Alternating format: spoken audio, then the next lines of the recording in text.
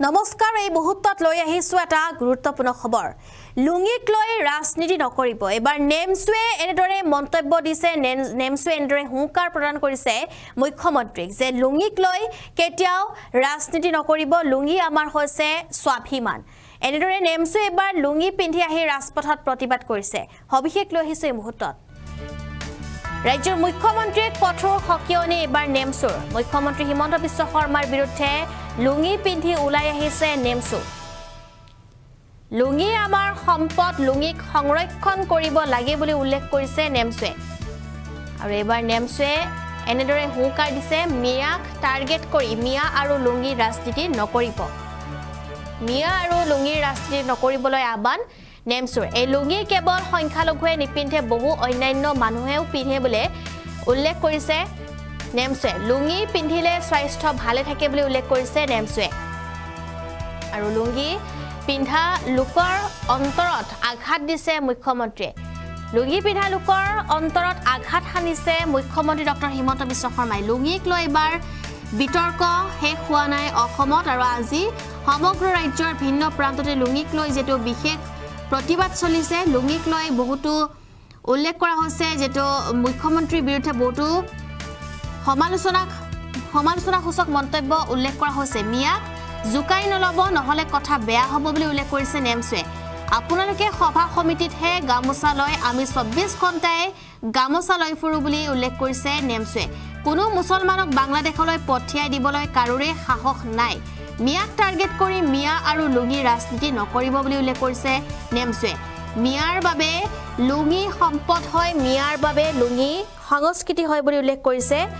নেমছৱে অসমখন কাৰো পৈতৃক সম্পত্তি নহয় বুলি উল্লেখ কৰিছে নেমছৱে মুখ্যমন্ত্ৰীৰ আসনৰ মৰ্যাদা গৰিমা ৰক্ষা কৰক হিমন্ত চৰকাৰৰ দম নাই বাংলাদেশলৈ পঠিয়াবলৈ বুলি উল্লেখ কৰা হৈছে নেমছৰ তৰফৰ পৰা হিমন্ত চৰকাৰৰ দম নাই বাংলাদেশলৈ পঠিয়াবলৈ আৰু যি সকলে লুঙি পিন্ধে তেওঁলোকৰ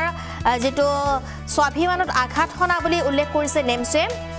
এবাৰ গৰজি উঠিছে মুখ্যমন্ত্ৰীৰ বিৰুদ্ধে নেমছু লুঙি পিন্ধা মিয়াক বাংলাদেশলৈ খেদিবলৈ দম নাই হিমন্ত চৰকাৰ বুলি উল্লেখ কৰিছে নেমছৱে হিমন্ত বিশ্ব শৰ্মাই সভা সমিতিতহে গামোচা লয় কিন্তু মিয়াই 24 ঘণ্টাই গামোচা লৈ ফুৰে মিয়াক জুকাই নলব নহলে কথা ভয়াবহ হৈ পৰিব মুখ্যমন্ত্ৰী ডক্টৰ হিমন্ত বিশ্ব শৰ্মাৰ বিৰুদ্ধে লুঙি পিন্ধি ওলাই আহিছে এতিয়া মিয়া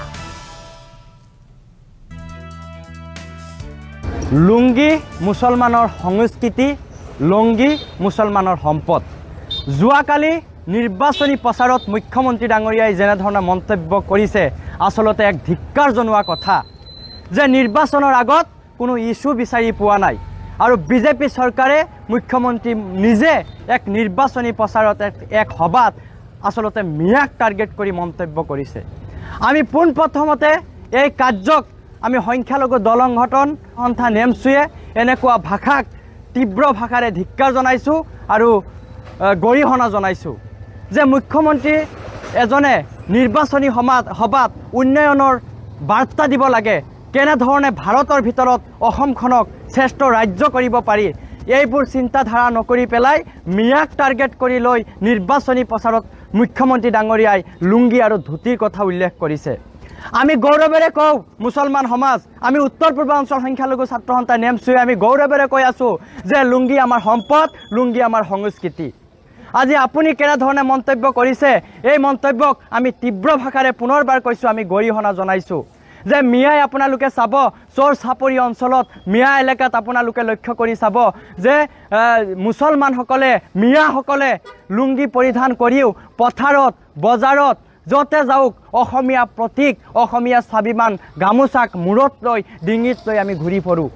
আপোনালোকে সভা সমিতিত গামোচা পৰিধান কৰে কিন্তু মিয়াই 24 ঘণ্টাই অসমীয়া সংস্কৃতি অসমীয়া প্ৰতীক গামোচাক মূৰত লৈ ডিঙিত লৈ ঘূৰি ফুৰে